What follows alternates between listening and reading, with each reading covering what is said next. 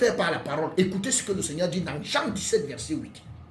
Car je leur ai donné les paroles que tu m'as données et ils les ont reçues. Et ils ont vraiment connu que je suis sorti de toi et ils ont cru en toi.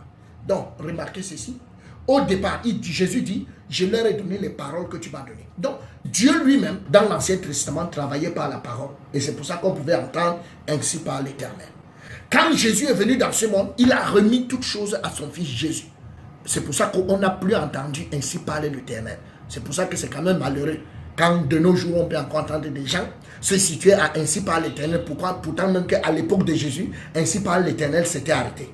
Et quand Jésus a fini son ministère, il a pris la parole et il a remis cette parole-là aux apôtres. Et il a dit, ils ont reçu cette parole. Pourquoi? C'est avec cette parole qu'ils vont faire le travail. C'est pourquoi, après l'ascension de Jésus, Jésus ne pouvait plus sauver quelqu'un. Aller dans les actes des apôtres, il n'a pas sauvé quelqu'un. Il a fait tomber Paul.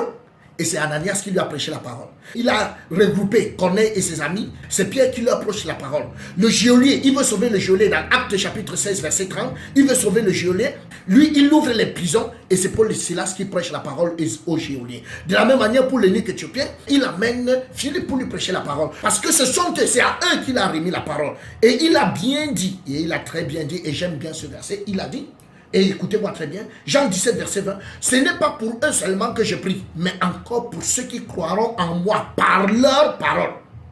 Donc, il enlève ici le fait qu'il n'a pas dit pour ceux qui croiront en moi, par moi, ou bien par ma prédication. Il dit non, ceux qui croiront en moi, ce sera par leur parole. C'est-à-dire qu'on est sauvé pendant la prédication par la parole que les apôtres vont prêcher en ce moment. Et Jean 17, verset 21 dit, afin que tout soit un. C'est-à-dire que pour qu'il soit un, tous doivent croire en moi par les paroles. Et c'est dégueulasse aujourd'hui, chers auditeurs, de pouvoir se rendre compte qu'un pasteur ou bien un prêtre, il est né de nouveau par une vision. De la même manière que les mains ici, dans la zone de l'ouest, comment on appelle ça, de l'ouest du Cameroun, eux-mêmes ils ont des visions. Il est né de nouveau par une vision. Comment peut-il naître de nouveau par une vision? Alors que Jésus dit, ils naîtront de nouveau par leur parole. C'est-à-dire que par la prédication des disciples. Ils sont nés parce qu'ils dormaient et puis quelque chose est apparu. Tout ça, c'est à l'origine de tous ces dieux. Et ce sont ces dieux qui se manifestent de cette manière. Mais les vrais enfants de Dieu naissent de nouveau pendant la prédication.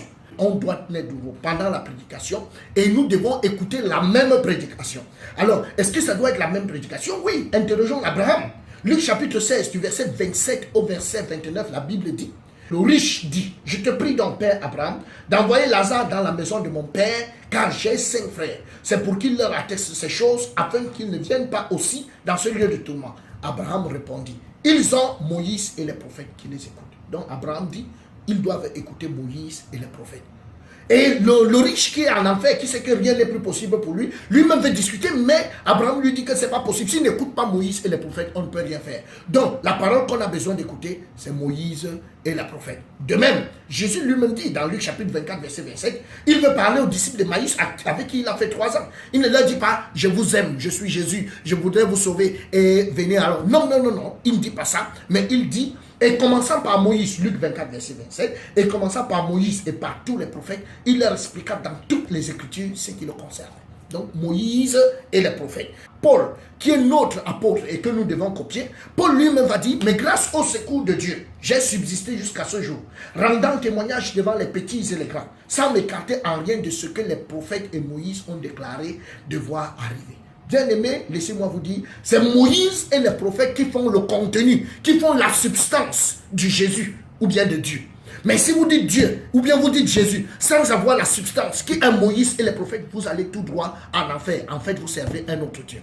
Alors, pour finir, Acte 28, verset 23 nous dit, il lui fixait un jour et plusieurs vinrent le trouver dans son logis. Paul leur annonça le royaume de Dieu en rendant témoignage et en cherchant. Par la loi de Moïse et par les prophètes, allaient persuader de ce qui concerne Jésus. L'entretien dura depuis le matin jusqu'au soir. Donc pour prêcher le royaume de Dieu, on passe par Moïse et les prophètes. Si nous tous, nous passons par Moïse et les prophètes, nous aurons la même foi et il n'y aura qu'une seule église. Mais si on ne passe pas par Moïse et les prophètes, il y aura effectivement plusieurs autres églises en accord avec les autres dieux, puisque les autres dieux n'ont pas fait leur Bible pour expliquer comment eux, c'est-à-dire comment tu peux devenir leur membre. Donc, ils peuvent apparaître en vision, ils peuvent donner des sensations, tu peux venir par la prière et tout. En fait, là-bas, c'est le hangar. Vous pouvez entrer par n'importe quel point que vous voulez. Mais l'église est la maison de Dieu et on doit passer par la porte et la porte qui est étroite. Donc, mes chers amis, allez voir votre leader et dites-lui, pour votre salut, qu'il vous explique Moïse et les prophètes. Et sachez que ça part du matin jusqu'au soir. Qu'ils ne vous disent pas que non, il peut vous dire ça en quelques mots. Ce n'est pas biblique. Vous allez me dire que le bandit à la croix, est-ce qu'il a écouté du matin jusqu'au soir? Oui, moi-même je vous dis que est-ce que Jésus a prêché à la croix? Il n'a pas prêché à la croix. Mais il a dit quand tu seras dans ton royaume, comment le bandit sur la croix a-t-il su que Jésus avait un royaume? Donc mes chers amis, nous avons tous besoin d'écouter Moïse et les prophètes. C'est une urgence. Auquel cas, vous finirez en fait.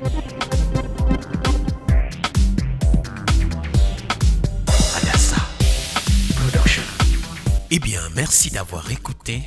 Et si tu as aimé, n'oublie pas de partager et surtout de t'abonner. Clique sur la petite cloche. Merci et au prochain numéro.